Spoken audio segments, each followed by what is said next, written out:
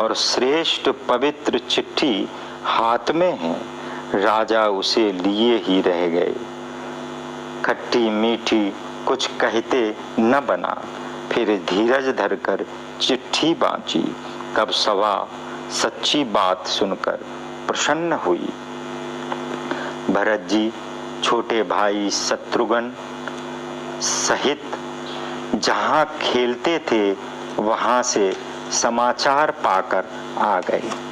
बड़े स्नेह से सकुचाकर पूछने लगे, पिताजी चिट्ठी कहाँ से आई है? हमारे प्राण प्यारे दोनों भाई कहिए किस देश में कुशल हैं? यह स्नेह भरे वचन सुनकर राजा ने वह चिट्ठी बाँचकर सुनाई।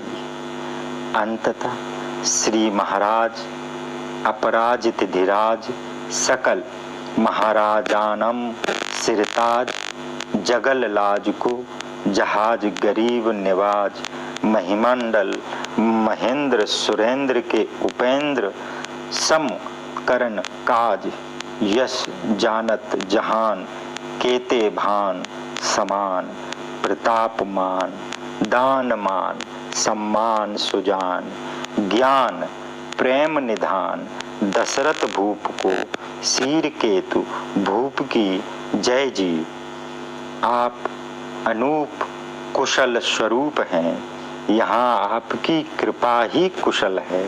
भुवन हितकारी मुनि संग अंग अंग आभा उमंग अनंग आभा भंग करनहार आपके युगल कुमार आए हैं। हमने लोचन लाहू पाए।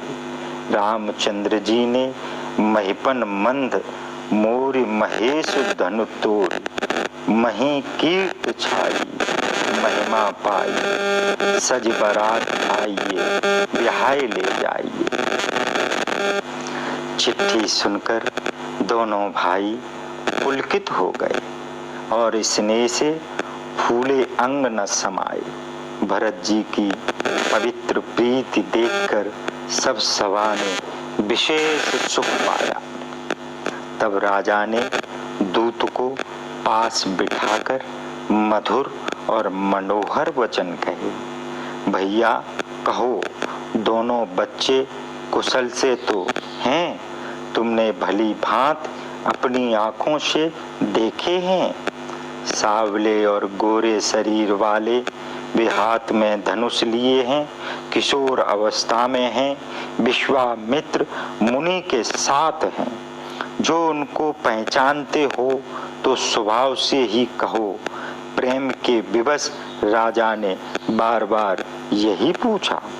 जिस दिन से मुनि लिवा ले गए हैं तब से आज सच्ची खबर पाई है।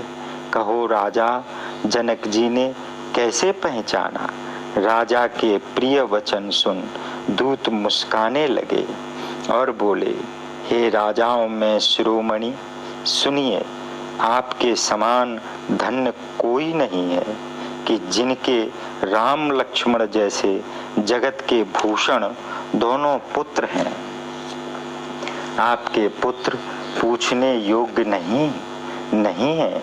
वे पुरुष सिंह त्रिलोक में प्रकाश स्वरूप हैं, जिनके यश और प्रताप के आगे चंद्रमा मलिन और सूर्य शीतल लगता है। हे नाथ, उनके लिए आप कहते हैं कि कैसे पहचाना? क्या सूर्य को कोई हाथ में दीपक लेकर देखता है?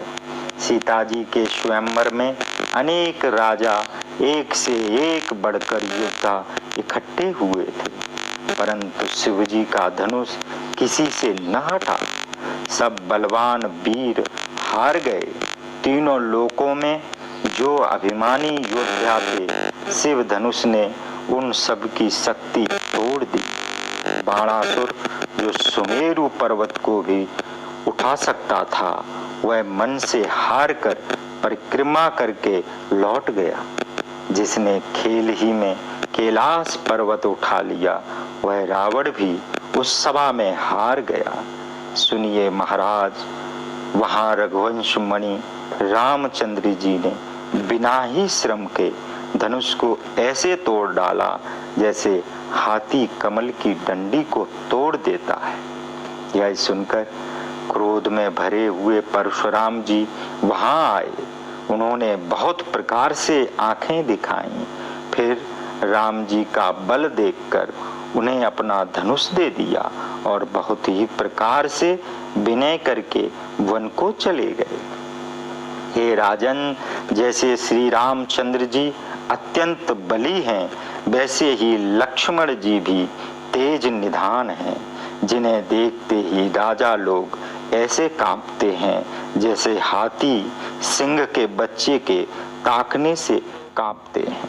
हे देव, आपके दोनों राजकुमारों को देखकर हमारी आंखों में अब और कोई जचता ही नहीं। दूतों की वचन चातुरी सबको प्यारी लगी, जो प्रेम प्रताप और वीर रस से भरी हुई थी। सभा सहित राजा प्रेम मग्न हो गए और दूतों को न्यौछावर देने लगे। यह नीति विरुद्ध है, यह कहकर दूतों ने कान बंद कर लिया। यह धर्मयुक्त समझकर सबने सुख माना। तब राजा ने वशिष्ठ जी के पास जाकर उनकी चिट्ठी दी और दूतों को आदर सहित बुलाकर गुरुदेव को सब कथा सुनाई। यह सुनकर गुरु बहुत सुखी हुए और बोले, पुण्यवान पुरुषों के लिए सब पृथ्वी सुख से भरी हुई है। जैसे नदियां समुद्र में जाकर मिल जाती हैं,